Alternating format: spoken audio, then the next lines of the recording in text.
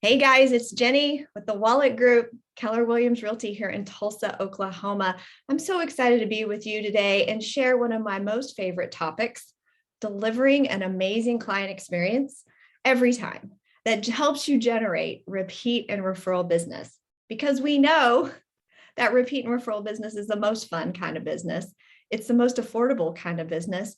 And it's just truly a great way to have a great thing to have as the foundation of your business. Now, sometimes when you get into this wild world of real estate, there's lots to know, lots to take in, and it can get overwhelming and frustrating early on. And I've learned through my 20 years in this business now what works best for me. And that is focusing on people that already know me, trust me, like me, and growing a team with that same culture and adding that same value. And we do that best when we have systems in place that allow us to give a consistent high level of service to our people where they feel loved, they feel communicated with, and they can trust us along the way. So today's session is based on customer experience. It is a Keller Williams University class that's a full day class typically. So for today's purposes, we're going to go for a couple hours. I've pulled out the most important things, at least that I have found. But I have found that when I apply a system to my business, everything gets better. You know, we have leverage. We can either utilize people leverage or tools or systems. And so let's always work to improve on those things. And that's what today is about. Today is about going from E to P on delivering an amazing client experience every time. So I'm going to share my screen. I'll share my presentation with y'all later, just to let you know a little bit about me and my team. Besides being in the business for 20 years, I've now grown an amazing team of people who are all in on the same culture of delivering a great experience for our clients and knowing that we still have room for improvement. We're still working to get better every single day. And that's what's important for all of us.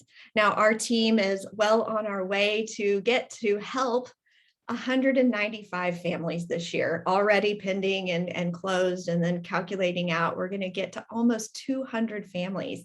And I can tell you that half of those, 50% of those, have come directly from a client that is allowing us to help them again, a repeat client, or a referral from them or someone else that we know. So 50% of our business, so 100 families a year that we get to help based on the size of our database, the love that we're giving them, the communication that we provide, is generating a pretty darn amazing business. Now, another 30% of our business each year is from our agent to agent referrals like you guys. So thank you for trusting our team whenever you need a referral partner in the Tulsa area. As you can imagine, I'm very focused on making sure that everyone on our team is living up to the high standards that I've learned over the years. And so we all strive to deliver an amazing experience, whether you work with me or one of our other agents, or you get to talk with one of our amazing operations people. So those are the numbers. And this is the truth. As a team, we just became a millionaire real estate agent team, meaning we have surpassed the 1 million in GCI mark just last year in a pandemic. Wouldn't you think? That's pretty darn crazy. And it's really because we just hunkered down on loving on our people. You know, we didn't get distracted and go into a frenzy. We just stayed focused. And I appreciate you guys who allow us to get to do what we love. And so today I'm going to share with you, it's really the surface level of understanding of what delivering an amazing customer experience should look like. And then at the end of each section, I'll share some ideas that we actually do in our business or things that I'd like to do or I've heard about others doing. And then, like I said, we'll pause and get some of your ahas or your ideas, because we all learn better when we share together. All right, so let's go. I'm going to work off of my PowerPoint today. So there you go. Now I am, okay, yeah, I can see the chat. I don't know if you guys can, but there we go. I'm going to see if we can make this work here today. Technology. So let's get going. Customer experience is why you guys are here. So let's talk about it. So why are you here? You obviously, I'm going to make some assumptions due to the large group here. I'm just going to assume that you came to hang out with me today because you believe that you can improve, that you know that there are opportunities in your business where you can love on your people some more. You could generate more referrals. You could generate more reviews after each closing. I mean, there's so many gaps that we can find in our own businesses, and sometimes we beat ourselves up over it. So today's class will be about having a system about how you can better do that and not get into overwhelm and really stress yourself out. So years ago, I got to teach the full day customer experience class in Springfield, Missouri. And I walked into the hotel that they put me up in, which was so kind.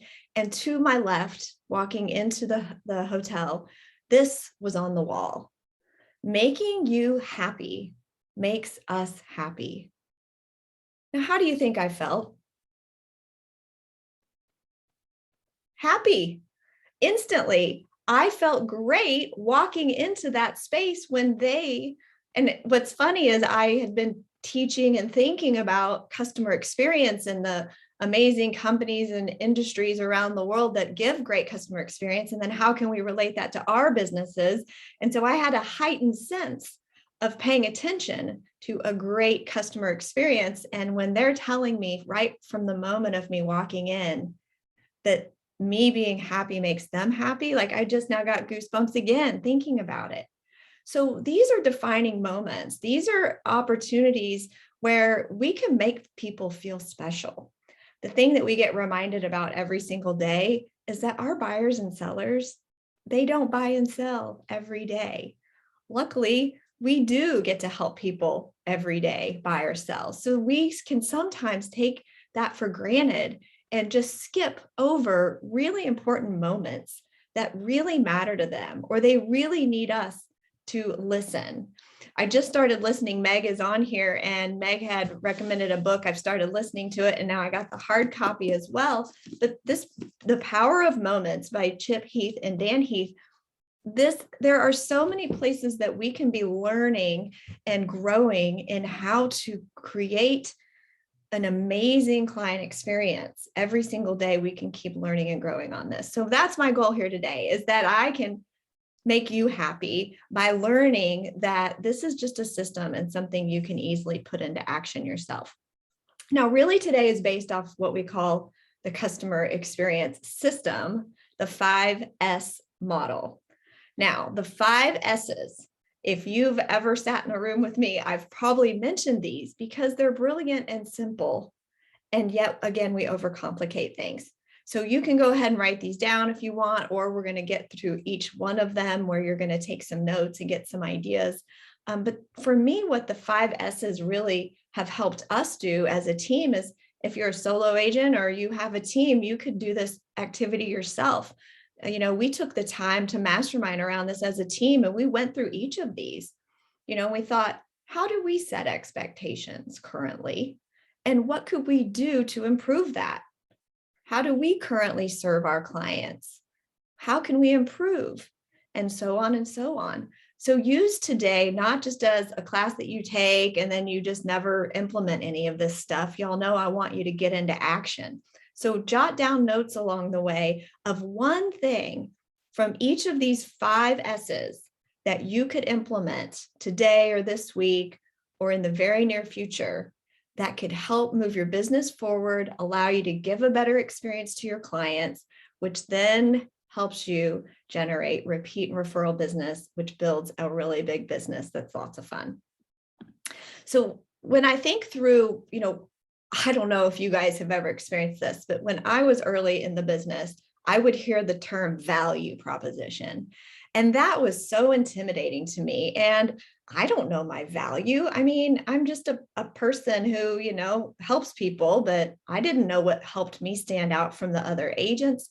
Well, the cool thing is that our company is just so based on rip off and duplicate, don't reinvent the wheel. So if you don't personally have this burning drive of, I know for sure this is my value proposition, then just utilize what's already created for us. If you guys want to flip to, if you happen to have your Millionaire Real Estate Agent book, which should be always a staple to your life and your business, on page 95, Gary J and Dave line out the top 10 service areas of the seller value proposition and of the buyer value proposition. So what this means is that these are all of the steps inside of a transaction, which is what we're talking about today. Today's purposes of the experience are really from the first time you're talking with a buyer or seller to start working with them, and then the closing table, and then beyond for the sustaining the relationship beyond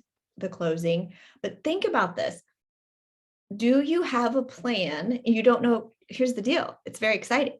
You don't even have to go recreate this checklist. It's right here. So you could just take it yourself, make a copy or have some journaling time and go, how do I best serve my clients by providing a needs analysis? What does my consultation look like and sound like? Am I asking great questions and pre-qualifying and helping them with pricing? Because you can see the buyer and the seller, they have different needs. And still at the same day, it always starts with an amazing consultation at the beginning and truly understanding their wants and needs. So that's what today is about, is taking all of the steps inside of working with a buyer or a seller and getting to closing, and you don't have to reinvent the wheel. So we're going to talk about what in the world this customer experience means to you. We all have different definitions. And of course, like all things Gary Keller, we've got to have some myths to work off of. We would think that a customer experience is defined by me. It's not. The truth is it's defined by our clients. What do they define as a great customer experience? And you would think, some might think that it starts and stops at the end of a transaction. Heck no, it continues for life. You guys maybe even say it sometimes. You say, I want to be your realtor for life. Here's what I've learned. I don't have a plan B. Like, I got to get this right. I must continue on the path of improvement because I don't want to go start another job at this point. I'm not ready to go be an employee for somebody else when I've done this and been an entrepreneur business person for 20 years now. Now, it's also got to meet their needs, and not only meet their needs, but it connects them with an emotional level that exceeds their expectations. That's when we wow them. And, unfortunately, I'm a systems person. So I do like things to be consistent and be a checklist and making sure that we are delivering a similar service to all clients, but not all people are the same. No transaction is the same. If you've had more than one closing, you know that you learned something new every single time. Even I learned something new every single time. And how much did we learn new over the last 18, 19 months? We got to learn how to do business in a whole new way. And so we must go to where they are. And we also must address any issues that come up, and staying ahead of and planning and preparing for answering questions they may not even know that they had. That's our job, is to really be a consultant along the way. And we have to be intentional about this. We must have a plan in place and not just wing it. That's why I shared with you, we must be purposeful, going from our entrepreneurial natural selves that we are, we just show up and on earth that way, and going to a purposeful, focused person to best help our clients. And success is based on feelings alone. No, it's measured. It can be measured. You can tell your success at the end of a transaction. Did they have a great experience? Did they share any friends or family with you that may be looking to buy or sell? Did they share a review of their experience online so that then you're able to help other people? That's how you get to measure this. And we'll talk about ways to do that here in just a little bit. All right. So the truth is, it's easier to keep a customer than to get a new one. And it costs a lot less money. Yep. A database business is the best kind of business. And it's such a simple way to love on people and repeat and have repeat and referral business. So the data is clear. Here's what Gary Keller says: that staying in relationship with your database is the #1 way to more business. I'm preaching to the choir. Y'all know that we got to have a database business, at least as our foundation. Then we can add in other pillars along the way. Now, the truth is that customers are more apt to share a negative experience than a positive one. Have you guys found that to be true? I don't know if you are like me, the 1 or maybe 2 ever negative comments that we ever get. It's rare because we strive so hard to give a great experience, but it does happen.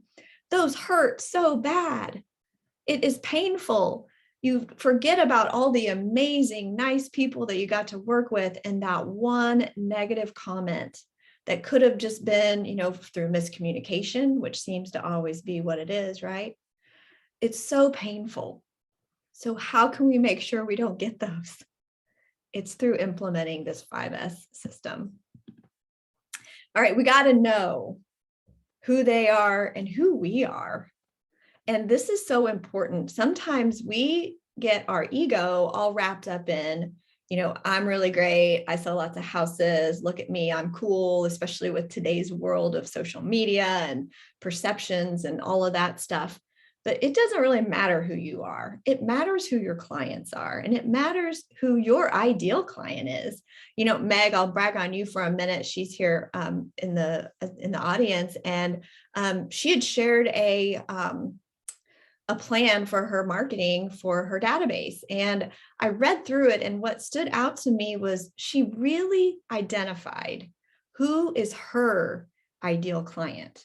Now, wouldn't you guys think that's super important? You know you best. Who are you going to work with best?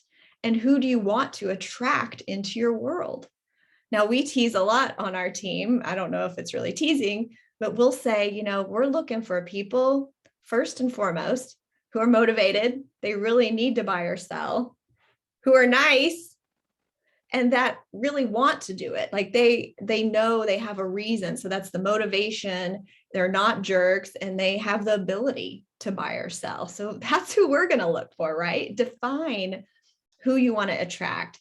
And then the other part about that, I borrowed this from the National Association of Realtors.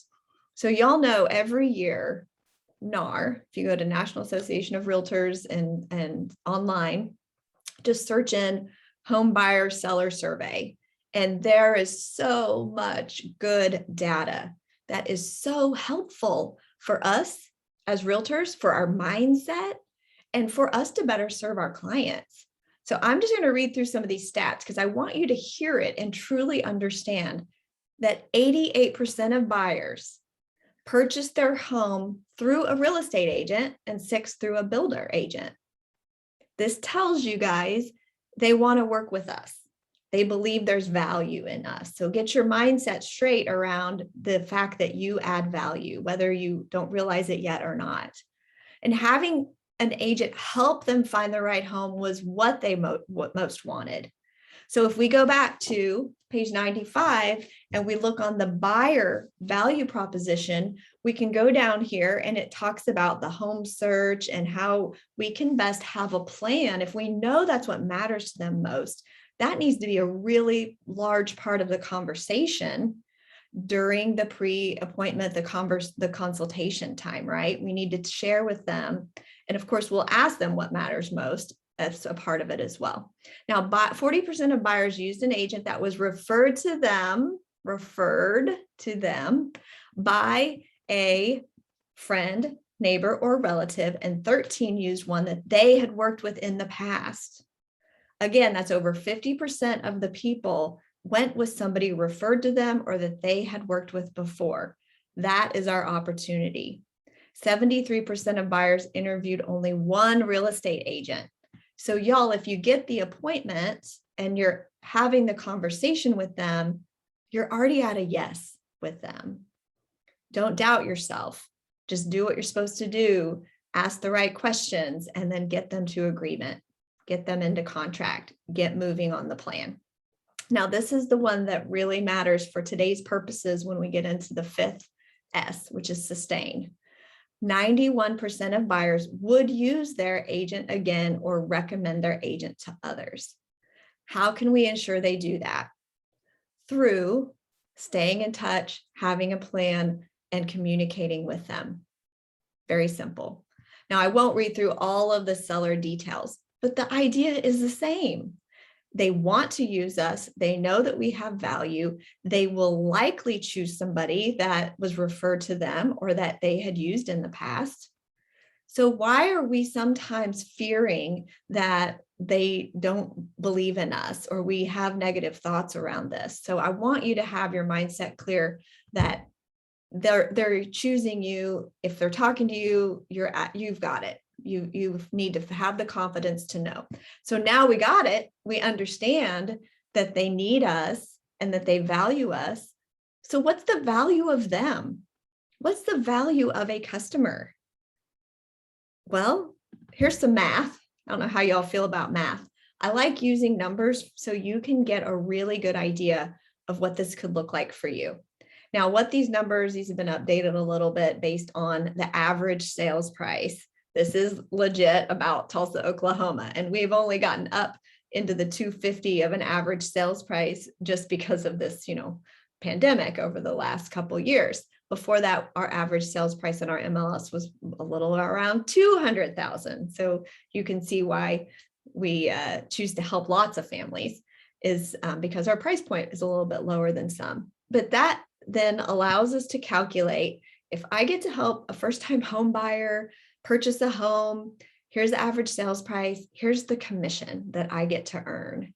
Now do the math again and again for when they then sell that home and buy a new one, sell that home, buy a new one, whether they go up and down, whatever life event has come their way, you are there for them because you've stayed in touch with them. Now, the value of that one customer doing at this point 4 or 5 deals with you over time, this isn't taken into account at all if they were to refer someone to you. This is just their value. Their value is $67,000 over your career lifetime in real estate. That's pretty darn good. And this is why you have to, I think so many times we get distracted and thinking I've got to go meet new people, which is important. We got to add people to our world. And at the same time, we do it at the expense of staying in touch with our previous clients and our friends and family.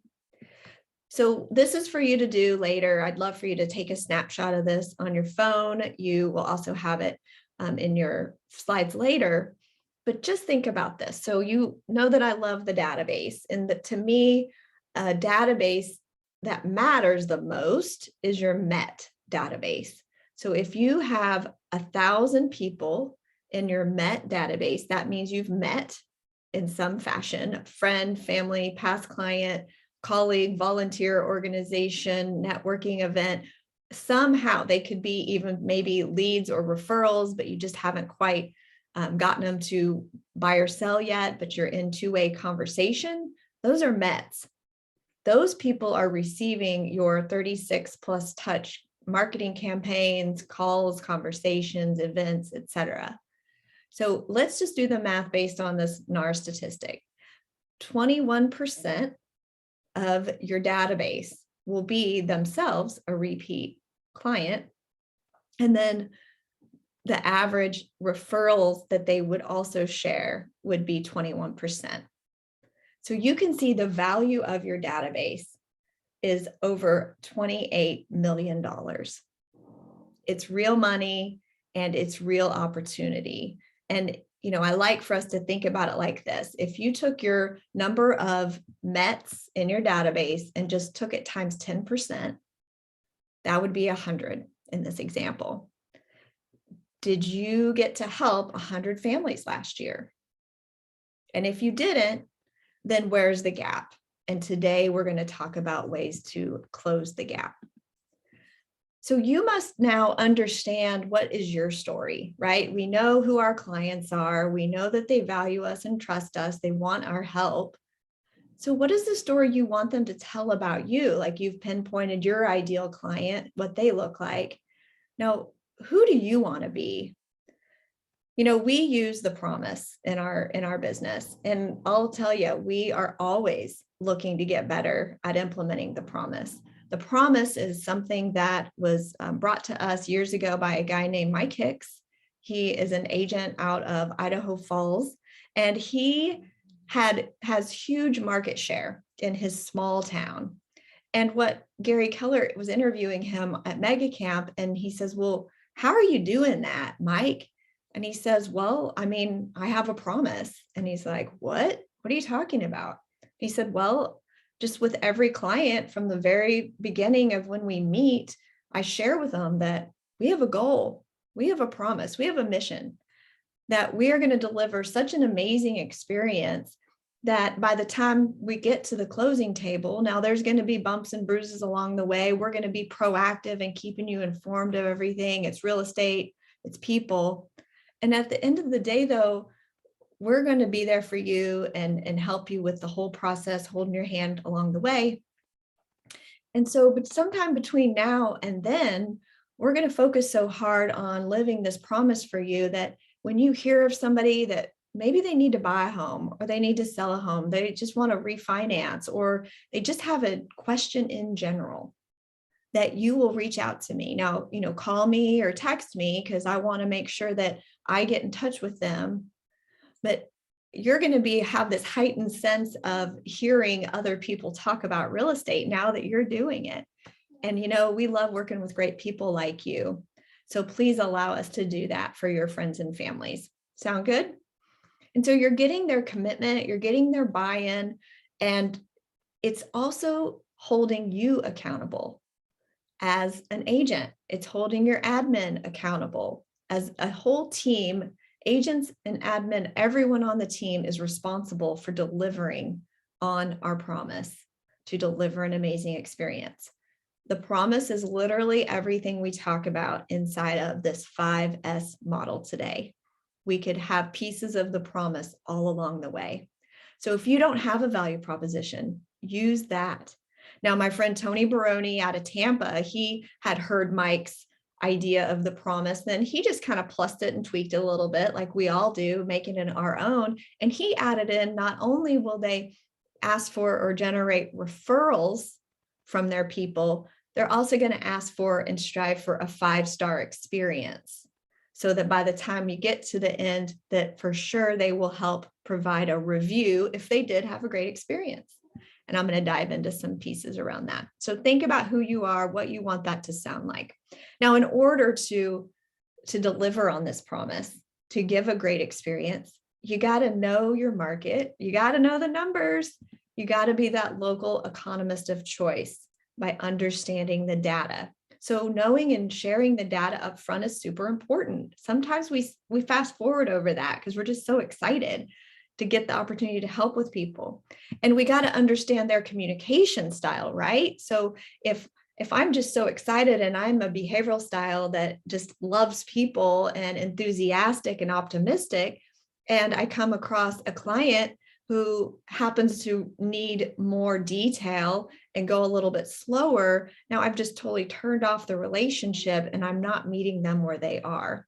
So in my early days, I had to learn to understand what is their style, who are they, what do they do for work, and getting to know their preferred communication allowed me to show up for them, be where people like people that are like them. So not to say you need to morph into somebody else, but you need to show up where they're going to best understand and appreciate and connect and have rapport with you. Sometimes this could be inside of a partnership of spouses. You may have 2 different styles. And guess what? It's your job to adjust, not theirs. And then the value proposition, we just talked about this on the previous slide, is why should they hire you? For us, the why they should hire us is because we're going to deliver a great experience and hold their hand through the process and keep them informed all the way. It just becomes a part of your script and who you are and what you say, that they're going to have no doubt that you're going to do that. So Martin here says that, this is from MREA, the top agents can easily explain what this is. So if you don't quite know yours, just start thinking about it and work on it. Now I want to pause here and just if you guys have any ahas or comments or questions so far through this first part where we've talked about, understanding who you are, your value proposition, or anything you might need some clarity on. Let's hear it. Okay, so Darla, I'm going to allow you to talk. Hi, Darla. Hi, Jenny. I'm sorry I raised my hand. I'm just listening very intently. So I'll just keep on listening, lower my hand. Okay, great. Sounds good. Right. Thank you. Awesome. All right. Does anyone else have any ahas from that first section or some clarity? There's Lisa. All right. Hey, Lisa, how are you? I'm good. How about you, Jenny? Hi, good. Thank you. What was really an aha moment, which shouldn't be, because as long as I've been in here, is that value of the customer. Because our price point is about the same where you are. I'm in the DFW area, but I work a lot with first-time home buyers. So when you say that now each one of my clients, my personal sphere, my database is worth that $67,000, that puts a whole new spin on it, or a deep thought into what you should do to develop and really truly nurture and value that relationship. So that was a good one for me. Love it. Love it. Love it. Thank you. Hey, Alice. Hello. Oh, my camera. Okay. So one of the things that I think you highlighted, which is such a good reminder, to focus on those referrals.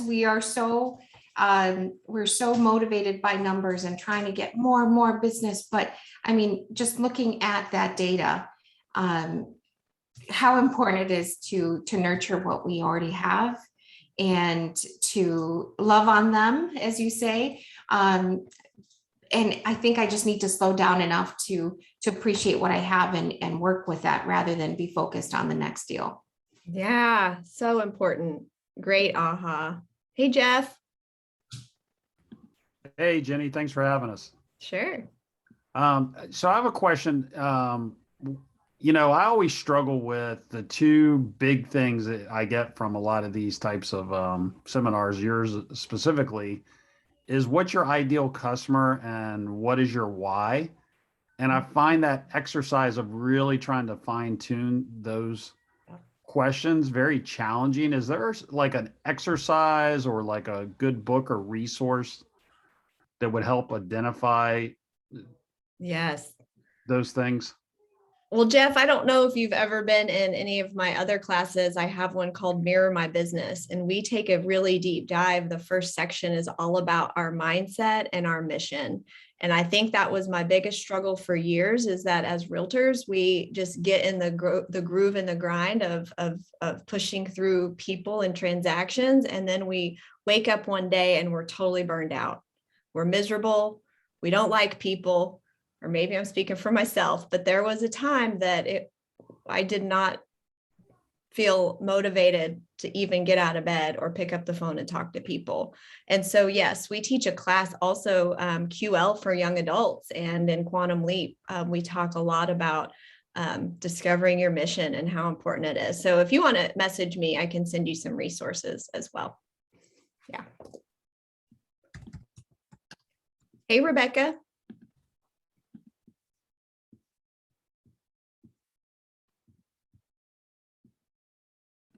Sorry, I went crazy on my mute. You're good. Hi. Was I raising my hand? Yeah. Say hi. Oh, hi. Well, thanks for hanging out. Appreciate it. Thanks for doing this. I always love, this is such an important subject, and it brings me back present to taking care of the customers and making sure that we're, valuing and deepening our relationships. Yeah, you're right. You got it. I appreciate that. Well, we're going to dive into the systems now, and I am going to just move on. I think we're good. I'm going to lower your hand. Now, some of the things in the chat I want to point out are just, you guys are so great at sharing these. So what I'll do after class is I'll also share the chat box with you guys. because there's some great stuff. So when you're thinking about who you'd like to serve, think about your favorite clients and how to find more of them, or where do they hang out? And I want to be there. I mean, one time I took a luxury class at a family reunion, and my aha was that, wait, I don't have to do anything other than just show up where they are. And where are places that they are? Go find those places and hang out. Then, believe it or not, you're going to have all kinds of new friends. It's amazing. And you're going to grow your database. All right. So Alice is asking, when is QL for young adults in person or hybrid? If you go to kwkc.org,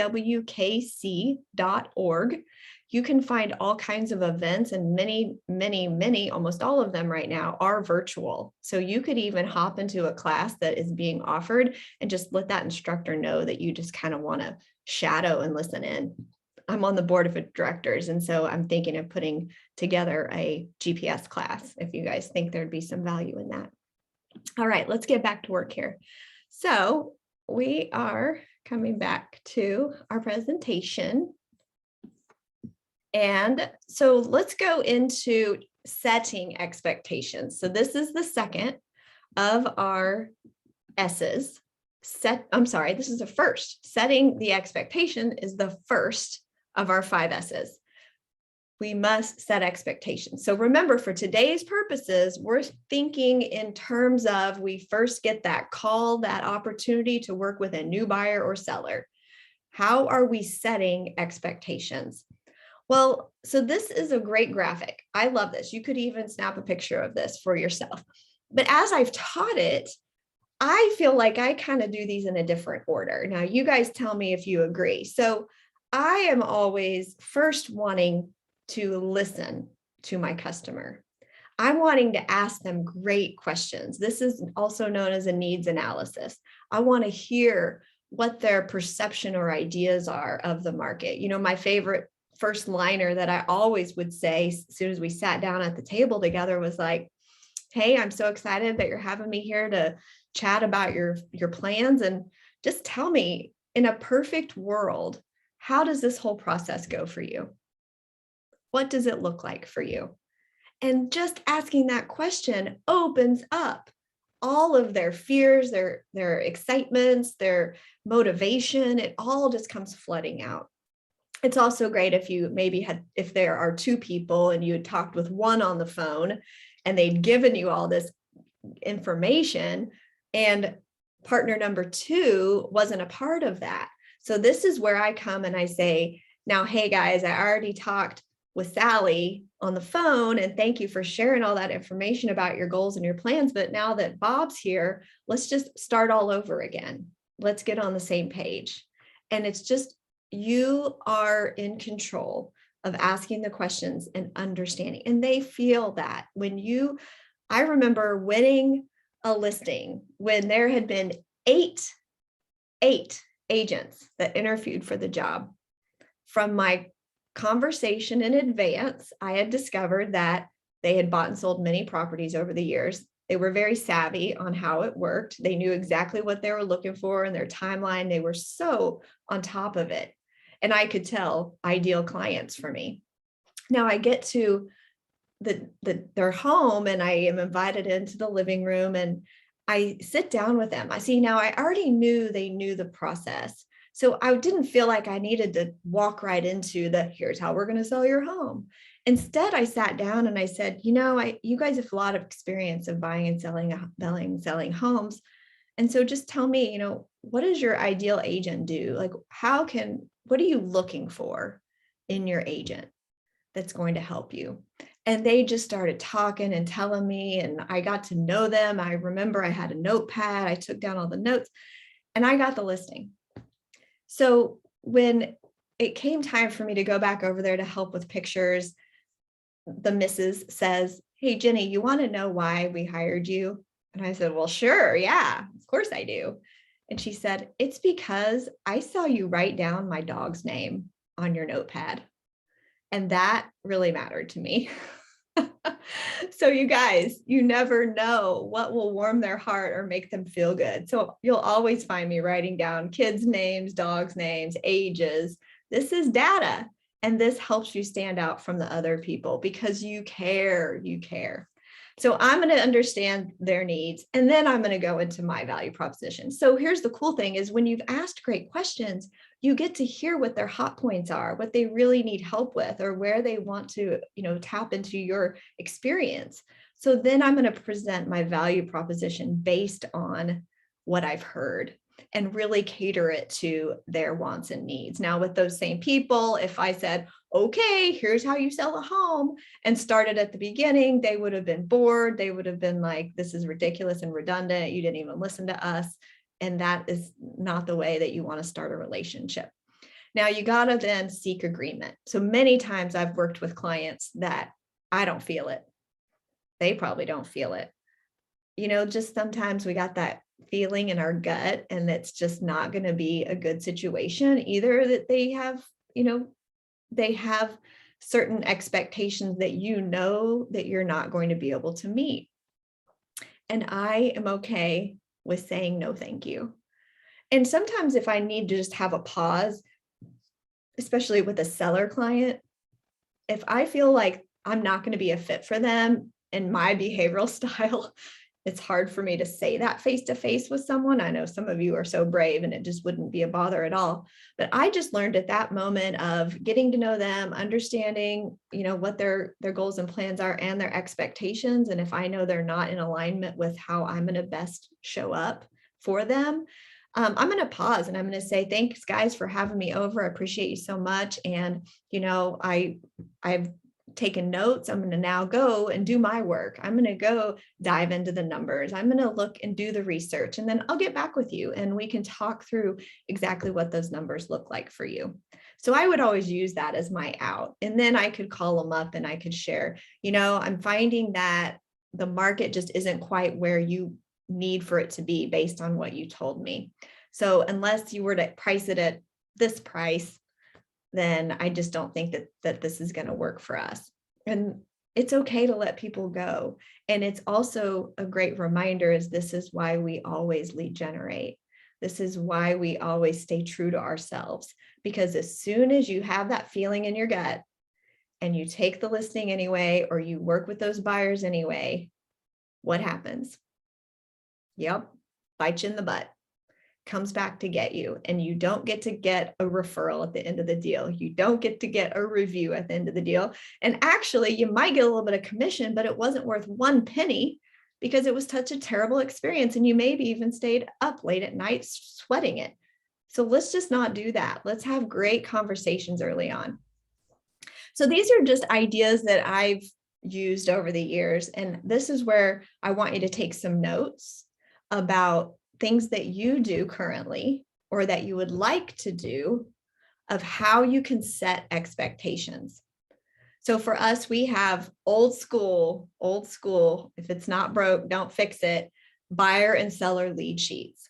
So these literally came from Ben Kinney probably like 8 years ago. And it is a one-pager with all the questions that you could ever need to know the answers to on buyers and on sellers.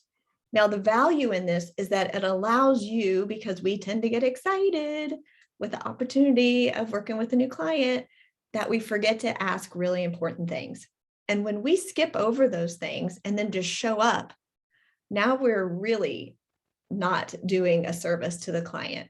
And we're probably wasting their time and our time if we didn't ask the right questions. I have so many stories of me showing up to appointments, finding out later they're not really ready to sell. They were just wanting to get an idea of the value, or they're not really motivated. They still have a lease for another year. I mean, all of the scenarios you can think of, I have lived. So this is why I share with you guys today, so you don't do all the things that I did. Now we got a pre-qual. Now the pre-qualification script before the appointment is something I think that we miss out on. There's a class called Bold. Many of you guys have taken it, and there was a script in there. And we still have that as part of our agents listing. This is for seller listings packets. And it's just a reminder for them to ask these great questions before they show up. I mean, how professional do you appear to the client if you text them the day before and say, hey, it's Jennie. I look forward to meeting you guys tomorrow at 5 o'clock. Can we hop on a quick phone call real quick? When would be good for you? And then you get 5 to 10 minutes of just going through some really important questions that are going to really prepare you for the appointment and understand their motivation. Now, we like to send out listing video emails. So we do one for buyers, we do one for sellers, and it's just a little intro. And it's just like, hey, it's Jennie. We're excited to talk with you about the future sale of your home. When we get together, we'll talk about the specific data and your neighborhood. But until then, go ahead and see all the links below. And we're giving them information in advance so that this is really catering to all behavioral styles. If they're readers, then they can go through all of the data. We provide all the links. Now, the data is generic. It is our MLS public website that shows the current market stats. But of course, we're going to talk details when we get there. So whatever you need to do to stand out from the others, if you choose to do a pre-listing packet in person, that's great. I've just found that sending an email works just fine. You just have to tell them, hey, before I get there, go ahead and check your email. There's going to be some information from us. And so then we have this other way to set expectations. Now, this is an idea maybe you guys have heard of. And in the past pandemic years, we maybe didn't have to do it as much, but we're launching it again here this next month. And that's called a certified pre-owned home. So why this is a part of the setting expectations section for me is because when we're sharing with the buyers or the sellers, we're setting expectations for them about the current market. So buyers, here's what's happening in the current market. You may need to act fast, offer higher, waive appraisals, waive inspections, whatever the market is for you right now. Ours is ever changing and it's slowed down a tiny bit. But same story for sellers. Hey, sellers, here's the reality of the market. Yes, you may get higher prices or close faster or whatever the current trend is in your market. However, we're back to finding that it's coming back down to deals busting over inspections. So you can find this if you go onto our YouTube channel. It's called Certified Pre-Owned Home. I've done videos about it in the past, and we're going to launch it again here, like I said. So you'll see it on our website. And what it's really just sharing with sellers is that, listen up, there's some things that are a big deal that bust transactions. That could be a structural defect, heat and air, a roof, termite, wood rot. You know, these are really important things to a buyer. And especially in today's market where buyers are paying more money with fewer concessions, they're going to have some buyer's remorse. And so how can we be ahead of this by going ahead and having inspections performed so that your home has a clean bill of health, so that they feel confident and comfortable about moving all the way to the closing. See, when we ran this in 2017, we ended up taking 17 additional listings that we wouldn't have gotten otherwise. And back then, this was before today's market, but obviously they were selling it at list price or just above. They were closing faster. They weren't busting. And it was a win-win for all people. The buyers used the inspections that had just been performed many times. So there were no issues. And it was a great, great way to do. Now, the cost of it, you get to determine. I got with our local inspector and said, hey, you know, we use you guys on all of our buy side. Now we're going to be offering this up to our sellers. Would you offer a discount? And they said, heck yeah, we will.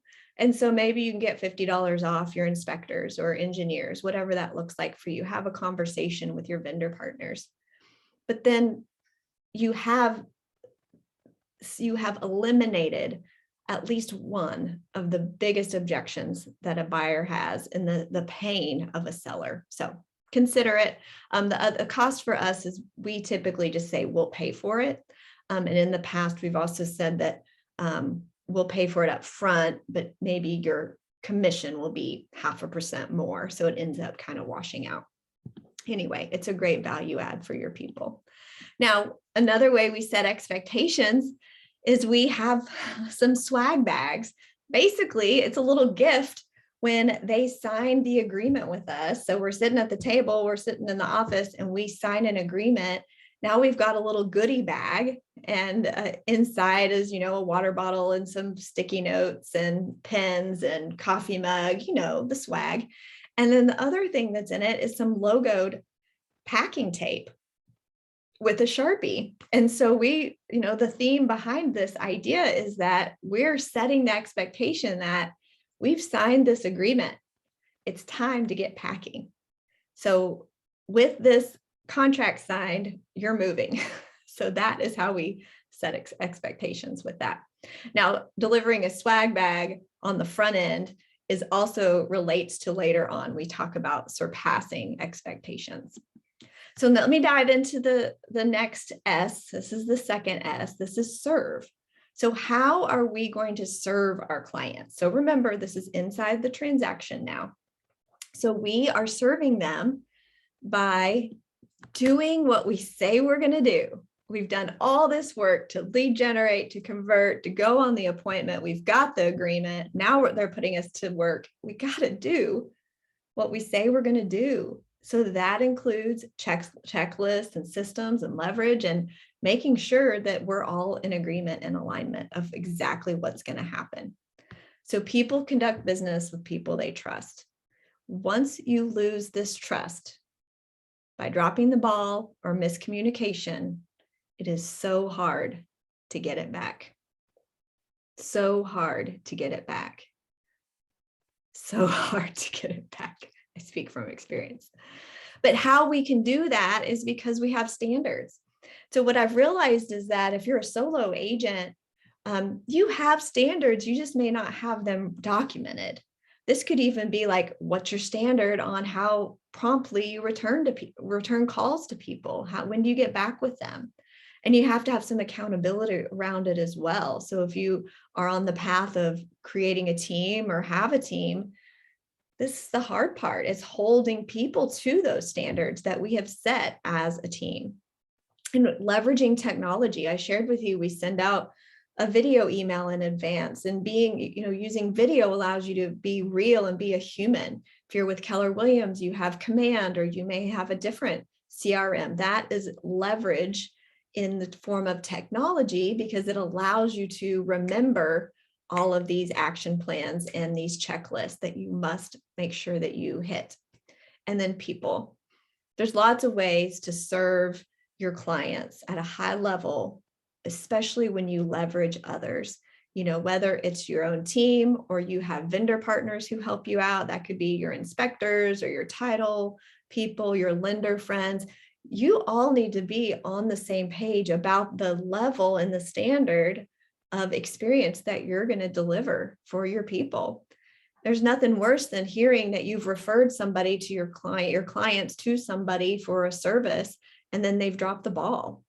That stinks. Now I've got to reevaluate and find out what happened there and if they are somebody that we want to be in business with. So there are lots of different ways to serve our clients. So remember, you've taken the listing, whether it's a buyer listing or a seller listing. How are you going to serve them? You do what you say you're going to do, period. Have an accountability around that. Build into your calendar phone calls.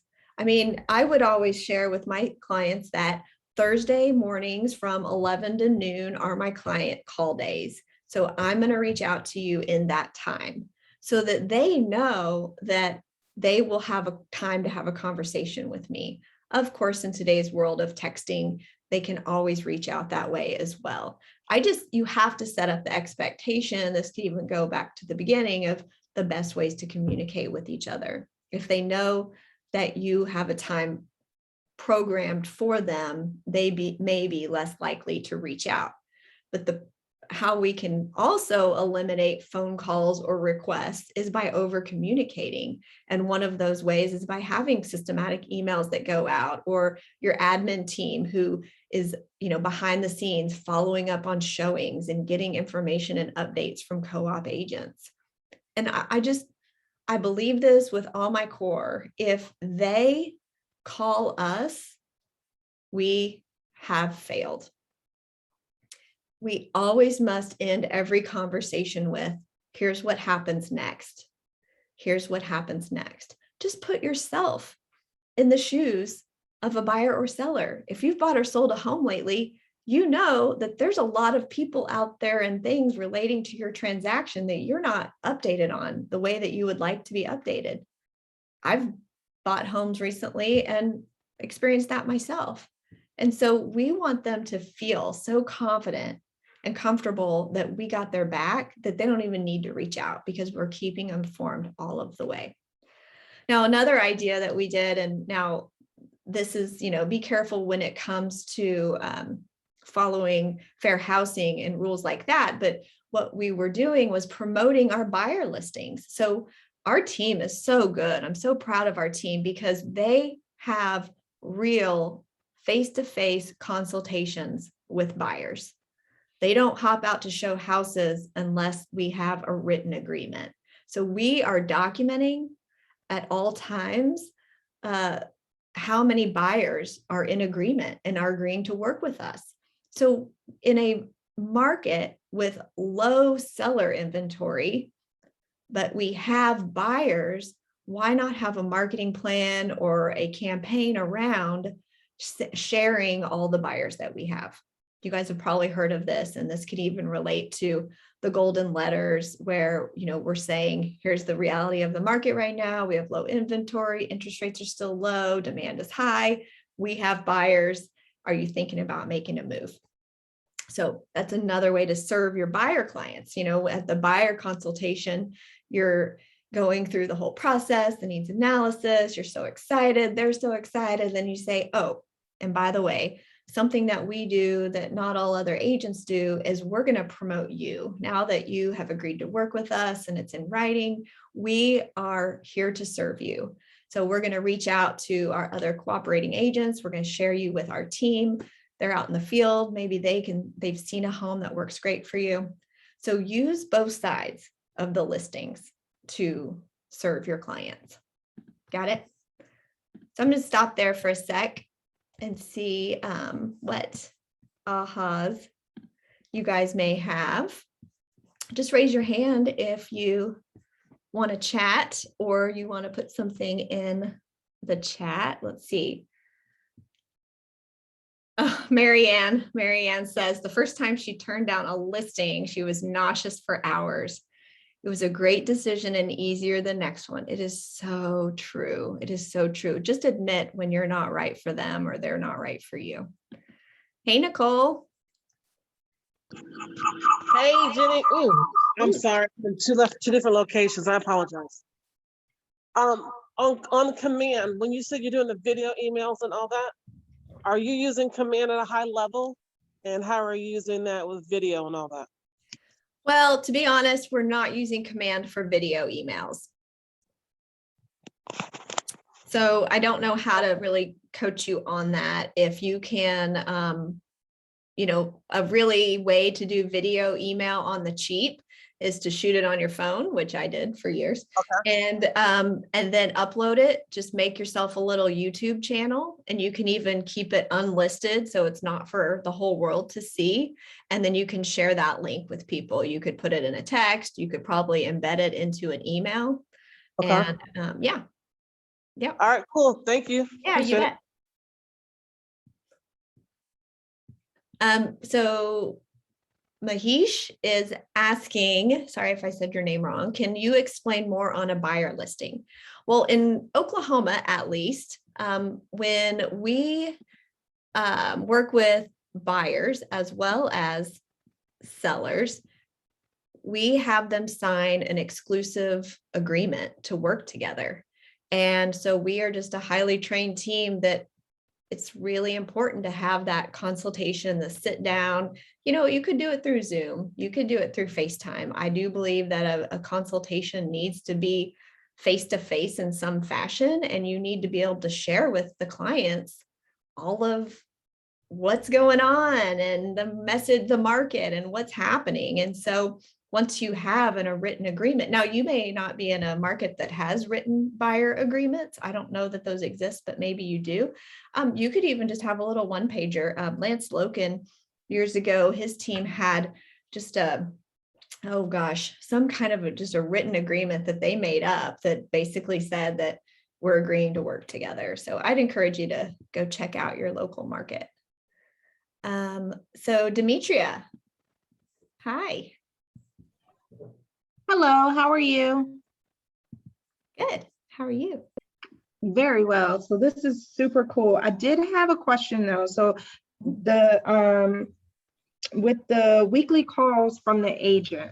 So I do really, really well with my sellers, do really well with my buyers who are doing resale. I would love if you talk a little bit more about what your normal follow-up looks like for your buyers that are doing new construction.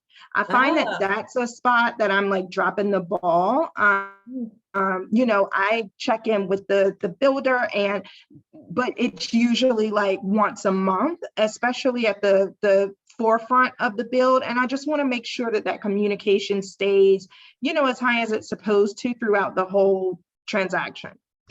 Yeah, I mean, that's a great question. And I think I always cut everything in half. So whatever you think it should be, I cut it in half. So even if it's with your clients or the builder, I mean, it could be, in the early days of new construction, you've got quite a ways and lots of things that are happening that, aren't moving things forward so quickly. You just share that with the clients. You just tell them, hey, it might be pretty quiet for a little while, and here's why, here's what's happening. And I'm just going to stay in touch. And you just tell them, since your home isn't ready for 6 months from now, let's chat once a month to stay up to date, and then we'll speed that up. I don't know if there's really a right answer for you on that, but I think it's just having open conversation with the client and the builder of what the expectations are. Some people may be just fine not talking till right before, depends on the builder. So I hope that helps a little. It does. I think probably it's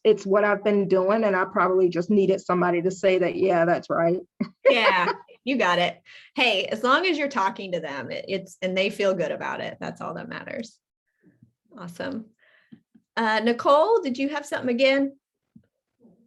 No, I must not lower my hand. I apologize. Okay, gotcha. Okay, good. Awesome. Well, then let's just keep on moving along, because again, I want to get through all of this. So Frank is saying, set expectations up front and make it all about them. There you go. That's why we're here. And then Jackie's got some insight. For new builds, I actually asked the sales guy to update both clients and me once or twice a week by email. Some do, some don't. It's again, you getting to determine what is best for the client. And it's the client's uneasiness or their style. That's what we have to feed, is what do they feel best about. So let's move on here. Now we're going to talk about surveying. So this is the third S of the 5S process. You've set expectations, you're serving them along the way with a buyer or seller, and we've got to survey while we are in the process with them. Now, this sounds weird and feels weird maybe, but think about it like this. They are buying or selling a home. It is a big deal for them. And are we taking the time to just say, how you doing? How's this experience going for you? Are you stressed? Are you nervous? Any concerns? How can I help you through this? I know you don't do it every day, and I do. So I want to make sure I'm serving you at the best, highest level. So the surveying really can fit right into those weekly calls. If you are checking in with them and you're saying, hey, it's Jennie, I'm just checking in. Really, there's nothing to report this week. Nothing has happened, but we still got you. Everything's well on its way to moving toward closing. How are you doing? Now, there are many points inside of a transaction that are high points for a client, right? There's the, you're new on the market. Yay, you're under contract. Congratulations, the inspection period is done and it's all wrapped up. Appraisal is in and good. So at all of these high points, wouldn't this be an awesome opportunity when you are delivering great news that then you share with them the news, and then you say, oh, and by the way, it has been so much fun working with you through this process so far. Do you have any friends that are just like you? I'd like to duplicate you as a client. When we brag on them, when we make them feel good and we're doing our job and they're happy, that is the best time to ask for a referral, or at least ask for a review. When you can check in and say, how you doing? They're like, I'm so excited. Awesome. Oh my gosh. We love being able to help lots of families like you. And we know that most people are starting their search online. Could I send over our Google link so that you could help us help more families just like you? It's so much fun working with you. When we brag on them and make them feel good, and it's true, right? Like, we're not lying. We truly enjoy working with them. So that's just an idea for you guys to implement. Now, a way we can have a list and a system around this is we're going to check in weekly. We already talked about that. We're going to ask for feedback. Now, this could be during the transaction, or if that's too wild and bold for you, maybe that doesn't feel good, at least have a system ready to go and in place for at the time of closing or just beyond. And we have to track our results. So we can think we did a great job. If we didn't ask for feedback, we don't know if we did.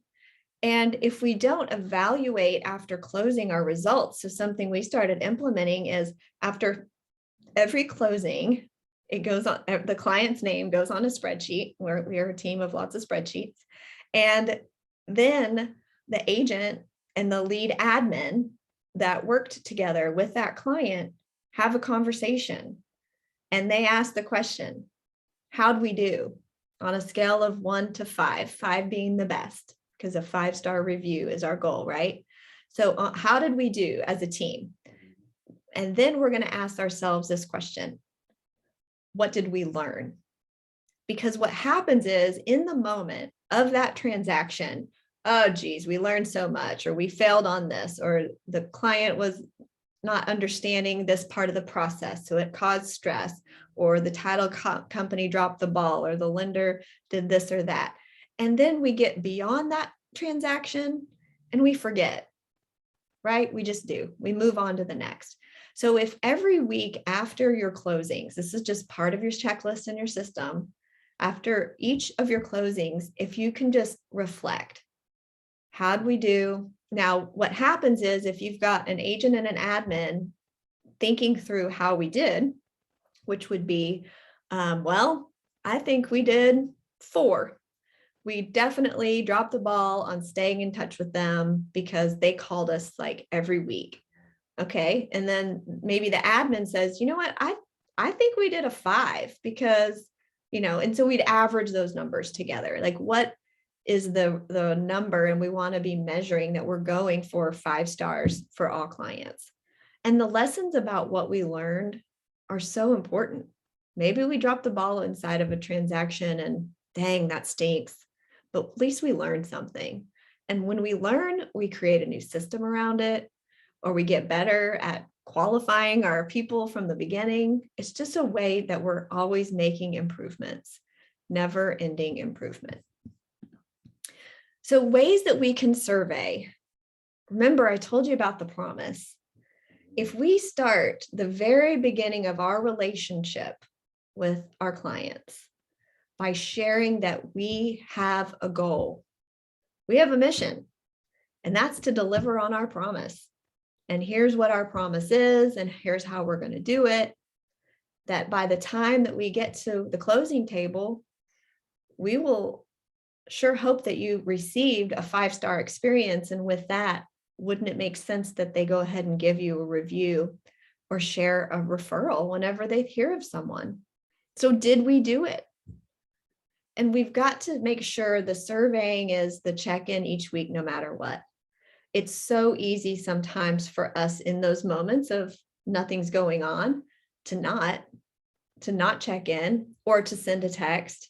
And I found so much gets lost in the communication when it's done by email or done by text, because we're trying to hide, or we don't want to get trapped inside of a conversation. And when we avoid people and having a real conversation is when stories start being created in our own minds. Listen to that and hear it again.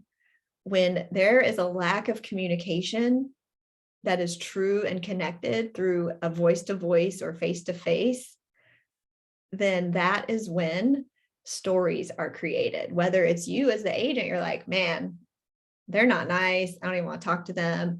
Then the client starts thinking that you don't love them, you're too busy for them. Reaching out, even if you're leaving voicemails, they all matter. And then how are you going to have a referral and review system? So this is another checklist. So part of your closing process that we're going to get to here in just a minute is that you're going to have follow-ups that touch base again, that when someone shares a review, like what happens from there? Do you thank them? Do you share it online? Do you use it as part of your marketing? Because we do. We have Testimonials Tuesday as our social media posts for the week. And then whenever you receive a referral, what's your system for that? Do you reward them with, we send brownies right away from, if you want to look into like send out cards or something local, if you want to send a sweet treat for sharing a referral. And then after the closing happens and they had shared the referral, the referring person, sphere person, gets a box from us. And inside that box is local swag and coffee and just another way to show them and shower them how much you really care about them for helping and promoting your business. Now, the fourth S is surpass. This is my most favorite of all S's. And if you want to just remember surprise and delight, surprise and delight. These are the extras. This is the extraordinary. This is when you really wow them. And it can come in so many different ways. First off, you're just going to do your job. You're going to keep them informed, right? You're doing what you said you do. And then how can you sprinkle in the surprising and delighting for them? Do unexpected things in unexpected ways. I want you guys to start thinking about this right now, because I'm going to ask you here in a little bit, what are unexpected things that you do in unexpected ways? And, whenever we want to think about heightened level of customer service, we'd like to think that Keller Williams Realty offers a great level of service. We have all these trainings that are made for us. If you attended business planning clinic this week, your mind was blown. All of this is available for us. So I believe this company has an elevated level of service. But then even if you go to your local Starbucks, the Ritz, or Nordstrom's, I like to say Disney World or Chick-fil-A, because those are the places I hang out the most. Think about the service they give and why you go back again and again and again. Because they made you feel good, because they made you feel special. And this even goes back to this book of The Power of Moments. And what I've heard so far, because I just started it, is just about creating. You can create the defining moment for those people. Buying or selling a home is a defining moment. Every time that someone buys or sells, it is tied to a life event for them. It could be a happy, exciting life event. It could be a sad or depressing life event. We are there for them through all of these life events. No matter what's going on, we are there to serve them. So ways that we like to surpass expectations is we do an under contract gift. This is that heightened level, right? Like, how exciting is it, whether you're a buyer or a seller, when you go under contract and phew, you got through the negotiations, you got to terms, you're so excited about this fact, we deliver an under contract gift. So what this looks like is, if it's with our buyers, the agents just usually take it to the inspections, and in the bag, just a little swag bag, paper bag, and inside is a 4-pack of champagne. You can get these at your Target or any beverage place. We want to celebrate, and a little tag on it says, congratulations, you're under contract. We're so excited for you. So what are little ways that you can reward them and surprise them at important times through the process? You see, whenever people first start working with us, part of that pre-listing and pre-buyer email that we send out has a link to a VIP form. And in that VIP form, we want them to share with us all their important dates, their wedding dates, their birthdays. We also want to know their favorite celebratory beverage. And this is for a reason, because if we get to the closing table, we want to surprise them with a beverage, we want to know what they like. So it says, do you prefer bubbles, red, white, coffee, tea? So we want to meet them where they are. We don't want to assume that they like something that they just don't. And honestly, one of the most amazing things that we've started doing, Nate on my team actually brought this to us years ago. We've been doing it for so long, and you've probably seen me share this before, is our welcome home signs. And so before the pandemic, it was a little harder to find these letters. So the letters spell out, they're just the size of, corrugated signs that you would have for an open house or any directional type sign in a front yard. And it spells out the letters, welcome home. You've seen them nowadays with COVID, all the happy birthdays, right? So you got what I'm talking about. So what happens is, this is for our buyer clients. So we have a runner now. In the past, we didn't. And so it was either the agent or an admin swinging by the buyer's new house, after the final inspection was done. But then whenever the buyers come back after closing, they pull up to their new home that says, welcome home. Now we plussed it by having our local sign guy make just a graphic, make a sign, a corrugated sign for us. It's in the shape of a house, and it just says sold by the Wolek group. So our clients that we got to help them on the buy side has this welcome home sign, and it's sold by the Wolek group. So now we are promoting ourselves to the neighbors. So what a fun way to make them feel special if you're able to implement that. Nowadays, you can go on Amazon and you can find all kinds of letter signs. So don't worry about that. And then lastly, how we are surpassing their expectations is, this is a part of our promise, is that we are going to stay ahead of all of the speed bumps and continue to communicate. I might have mentioned communicate every single one of these S's because they are so important and so valuable for us to do. So I want to hear from you guys just inside of those two S's.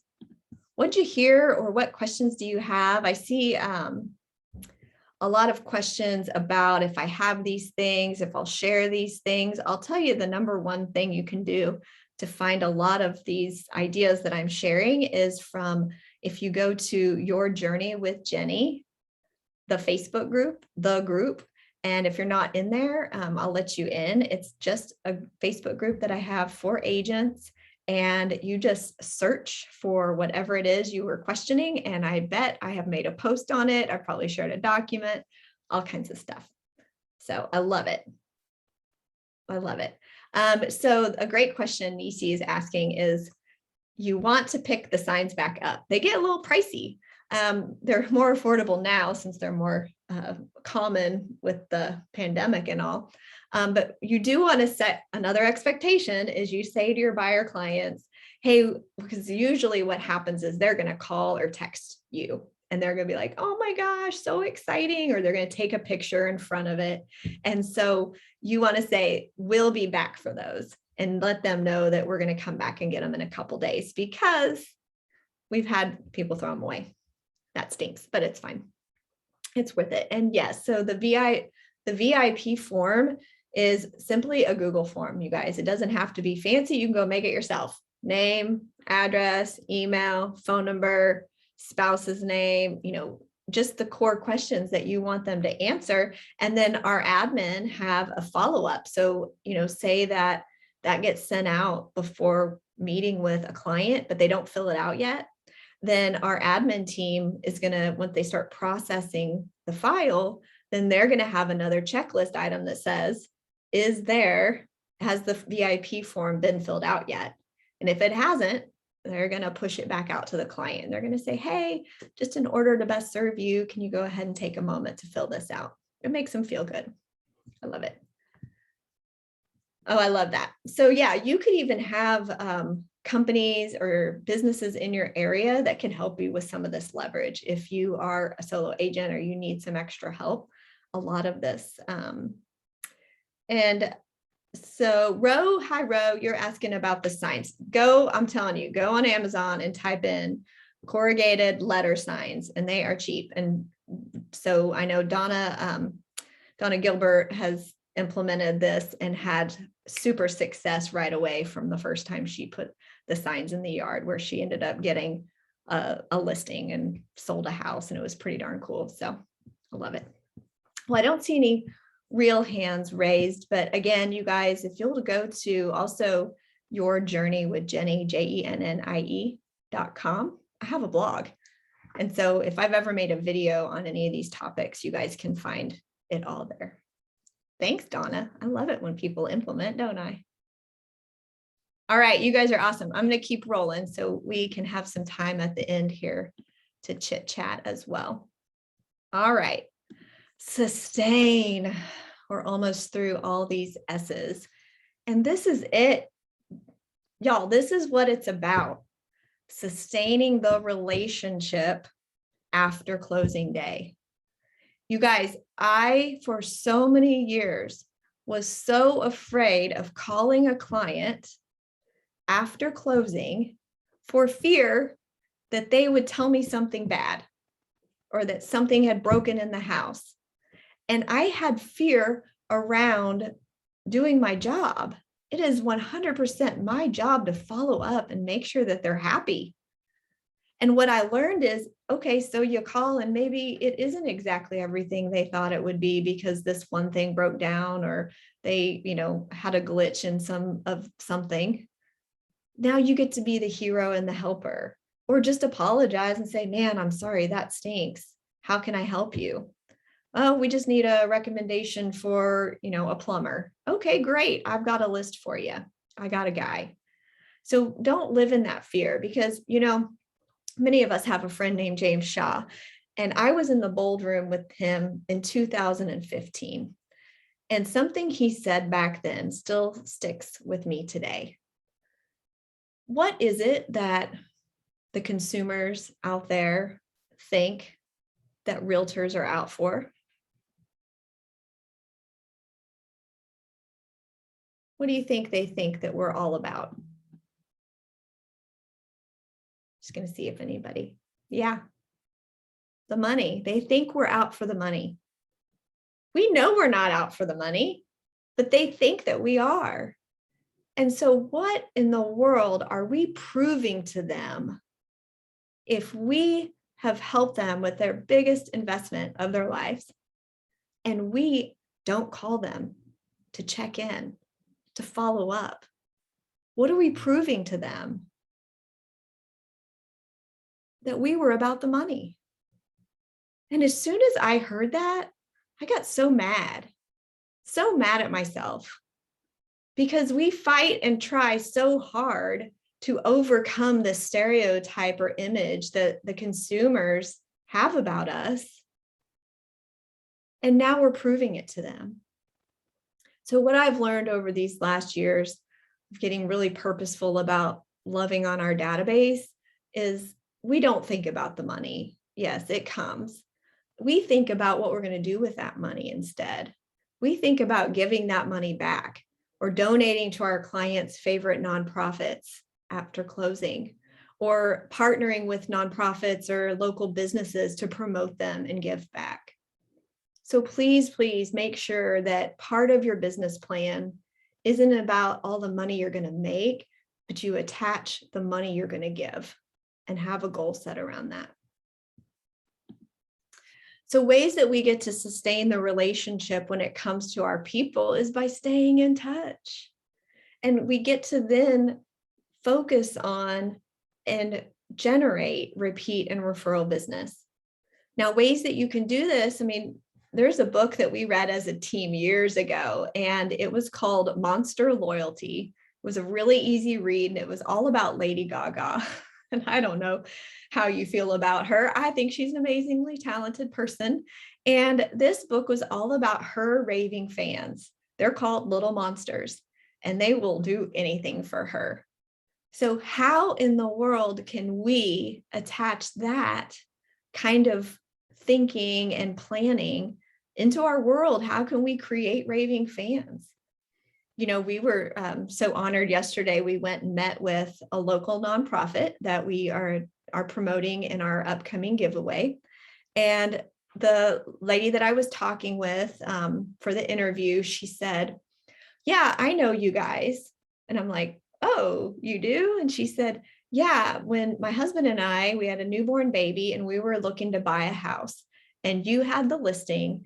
And in the end, it didn't work out. Like the seller maybe was not disclosing mold or something, like she was kind of fuzzy in the story. And she said, but we called you as the listing agent. You weren't our agent. And you called us back and you apologized and you talked us through it and you were kind. And we were so impressed by that. And we didn't end up buying that house. And this is what she told me yesterday. And I told my husband that when we need an agent, that you guys would be who we would call. I didn't know this lovely person until yesterday in person. I guess we'd had a phone conversation years ago. But back then I was doing the right thing, being ethical and kind and caring for all people. And so we were creating a raving fan and we didn't even know it. So how far does your reach go? When you're showing up in your community, not just with your clients, but giving back, you have this ripple effect of greatness and joy and kindness and giving. And so who is watching? People are watching, right? So invite them into your world and have fun. And that's what we've been doing a lot lately, through the classes that I teach and the things that I train on are all going to be related to how we communicate with our database regularly. How are we going to add value to them? How are we going to reward any referrals or reviews that come our way? We have plans on that. Every week on my 411, I am measuring the growth of our database because we know that the more families that are in our database, the more opportunities we have to help them buy or sell. And that matters to us. And then to keep your customer a raving fan, they need to feel your presence in the industry. So are you showing up as a professional? No, I love social media and I love video. And really those two things over these past handful of years have, I feel, propelled our business because I had never beforehand been able to, I wasn't really a brag on myself kind of person, but through telling stories in a nice, caring, kind way, you are showing up as a professional in the industry, whether you realize it or not. So continue to do that. Now, here are some of the ways that we sustain relationships. There's a checklist for this, right? Everything has a checklist. So after closing, a plan is applied to those clients. The agent gets a reminder for day one after closing. How you doing? You getting settled? Do you need anything? Great. Even the admin has a follow-up of checking in, seeing if they need anything, and then following up on our promise. And then I get a task and a reminder to call. And my call goes like this. Hey, it's Jennie. I am so excited that we got to help you buy your new home. Brittany said you were so awesome to work with, and we're just so honored that you allowed us to do that with you. You know, Brittany probably had mentioned to you at our appointment that we have a promise, and it's a goal, that we deliver an amazing client experience for you. So I just got to ask, on a scale of 1 to 5, how'd we do? And I pause.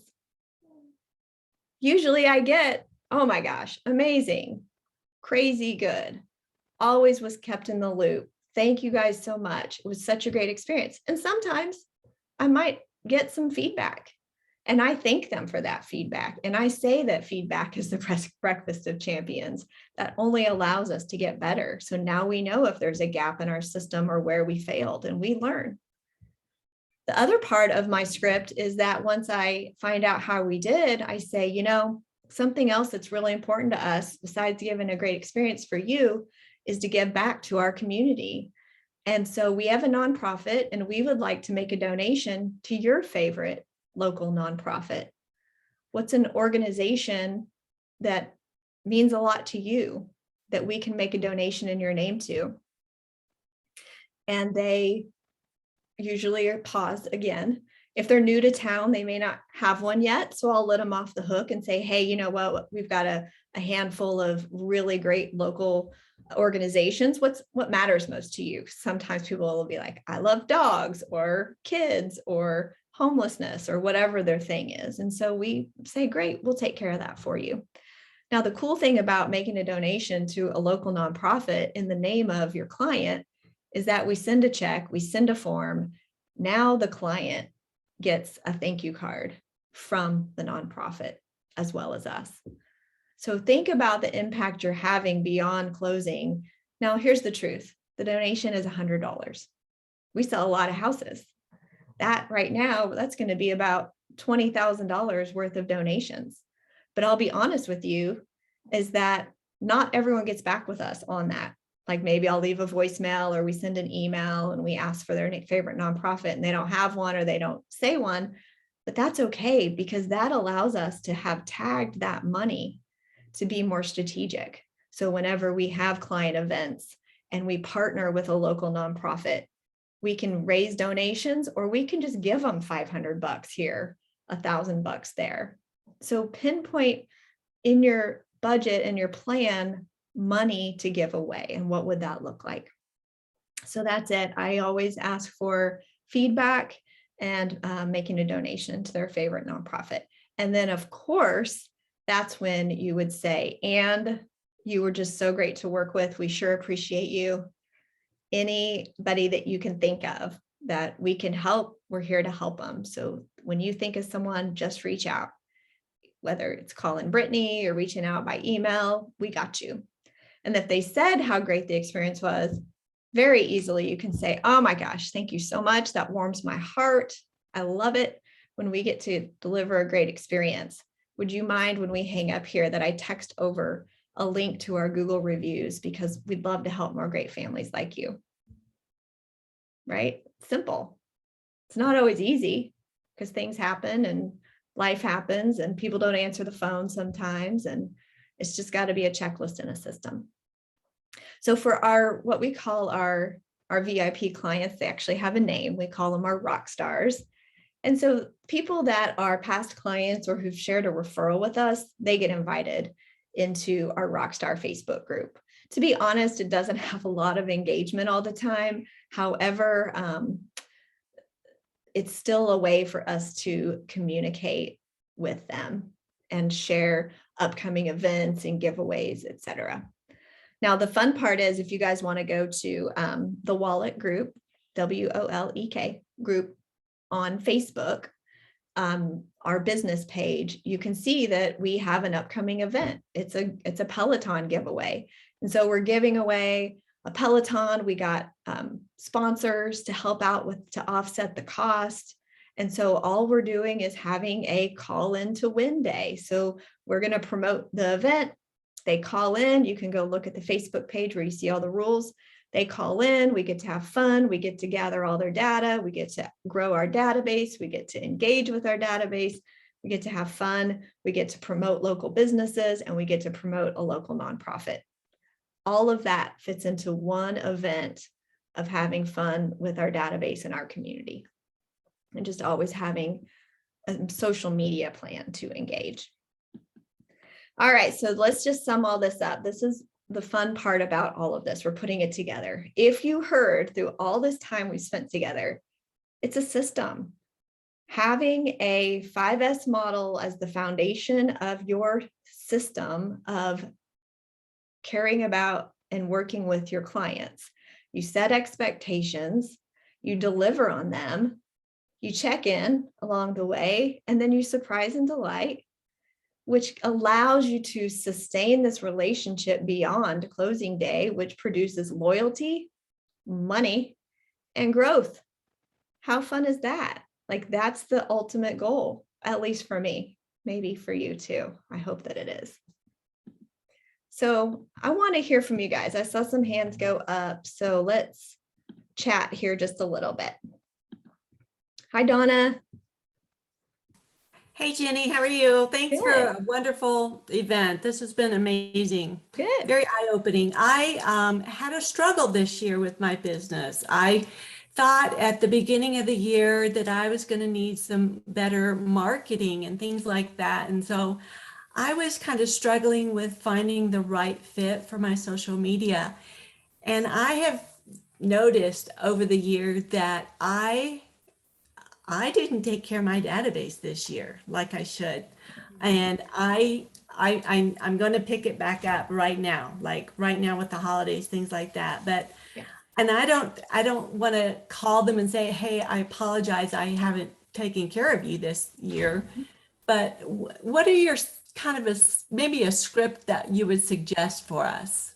Oh gosh, Donna, this is the best time of year to use the best script of all time, and it's the gratitude script.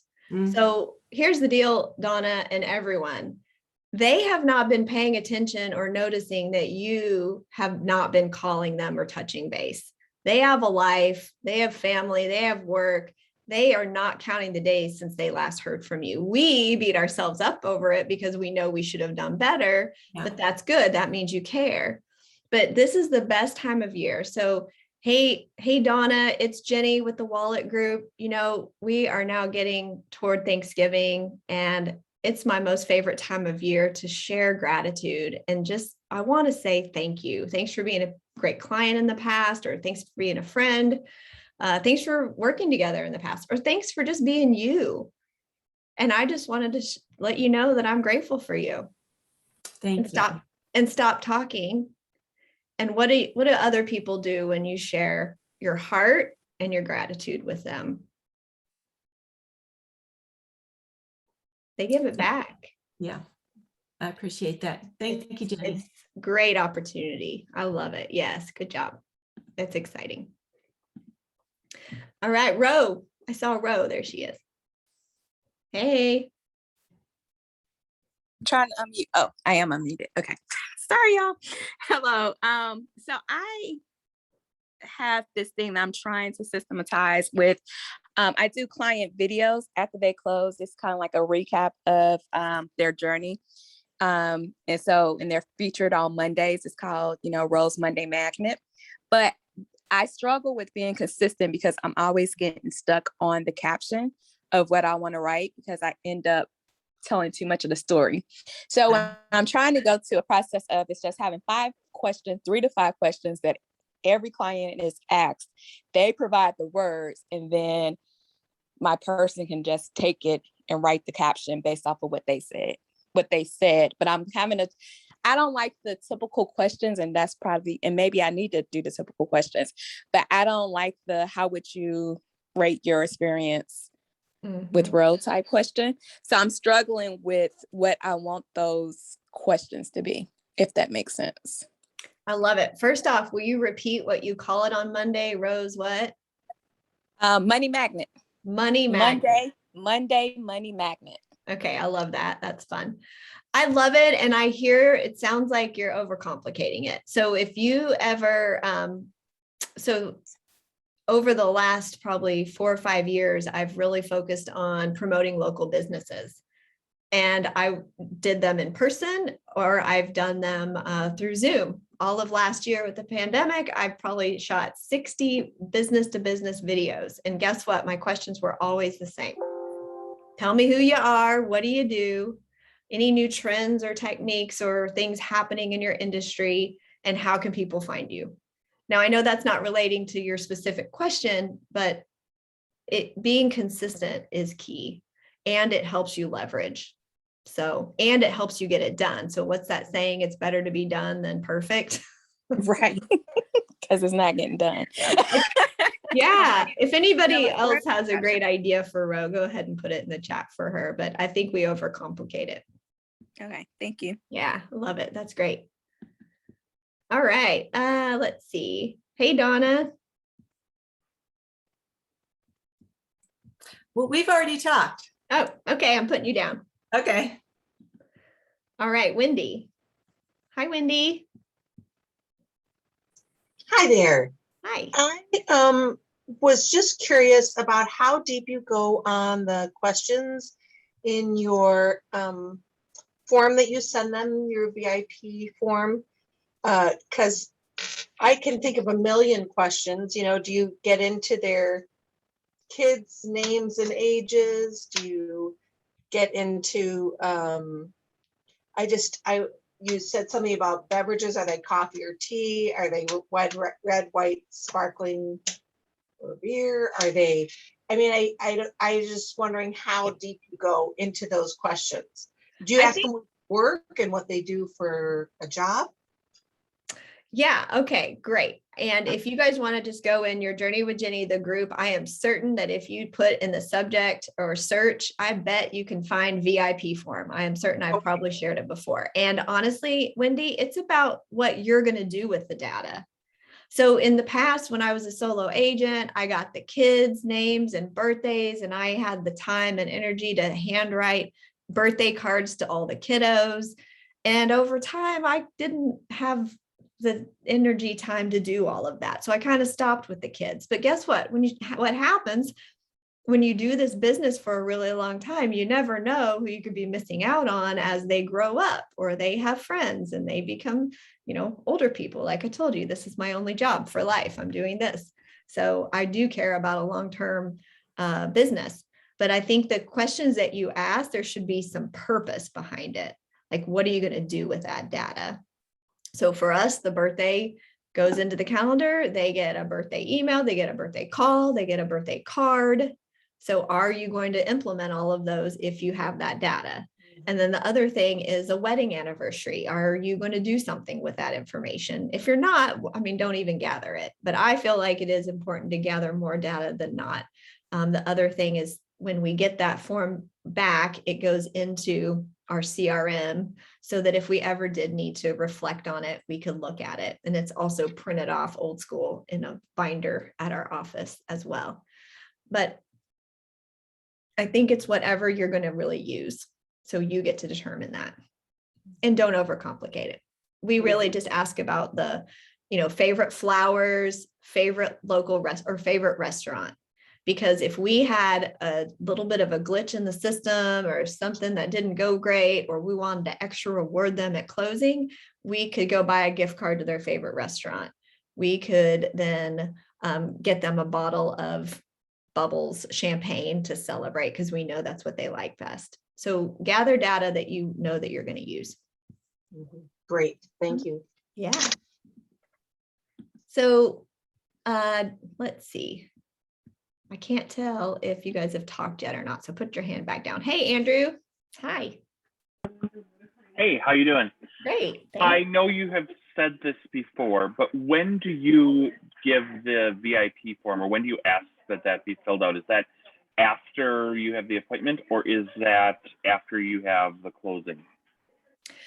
Great question. And it's really all throughout. So it gets sent. You've probably seen, Andrew, we do that pre-listing email that goes out and then a pre-buyer email that goes out. So when we know we're going to meet with somebody, our admin team shoots out the video email, and in the email, it's got, hey, here's what you need to know to get started, and go ahead and fill out this form to better help us serve you. So the VIP form is at the onset, but it may not get filled out then. So then the admin team has touch bases inside of the transaction of, do we have it back yet?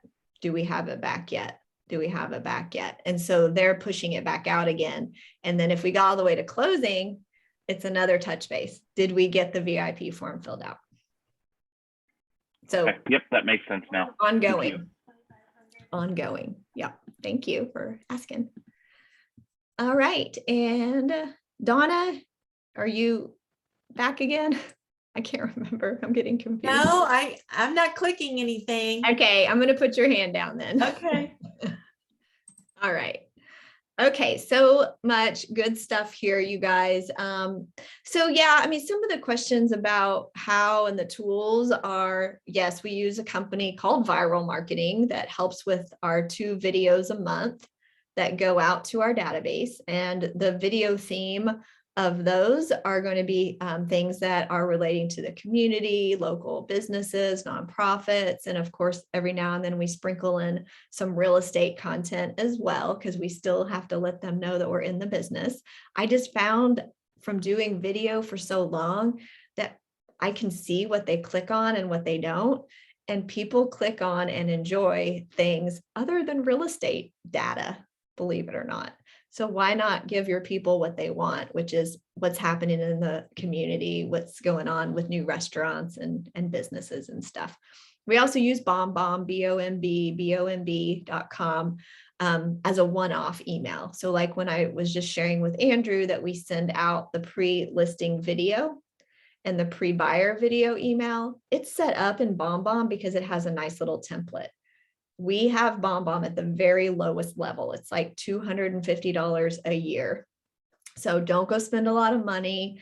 Don't go sign up with these companies if this wasn't in your budget or your plan, because all these video emails could be created through making a video on your phone, uploading it to YouTube, using it there, sending the link.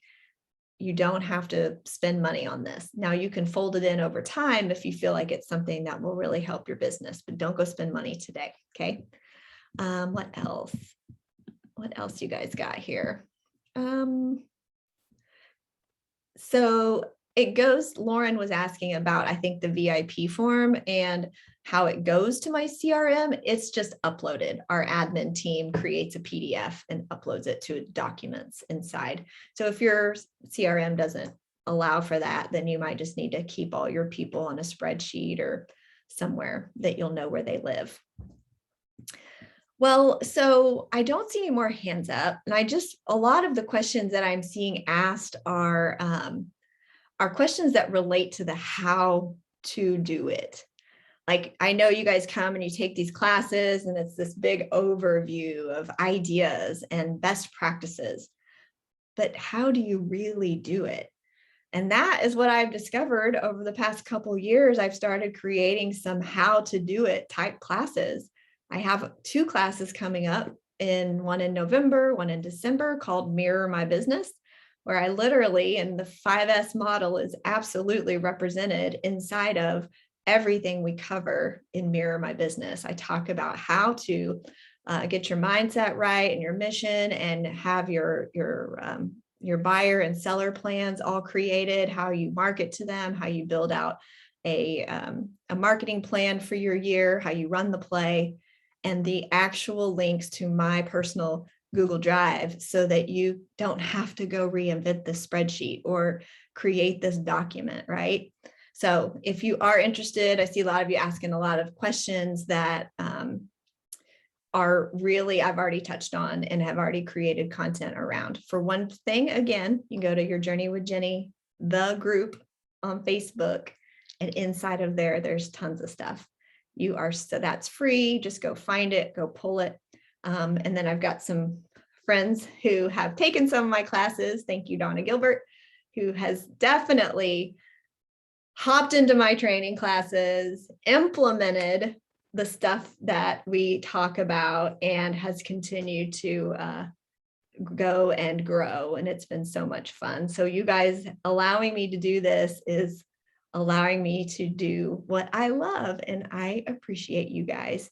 I hope you got some stuff today. Maybe in each of those 5 S's, turn off our computer. We're just a little bit early. You've got 10 more minutes time blocked for today. Go write down one thing in each of those S's that you could do. Sound good?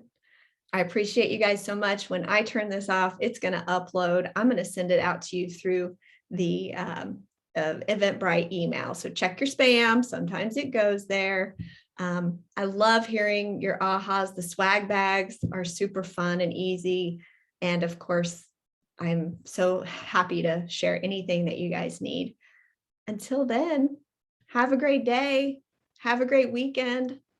I'd love to hear in your journey with Jennie, the group, if you guys will share any ahas. I want to hear what you learned and if it was a little bit of value for you. I sure hope so. Thank you guys. Appreciate you.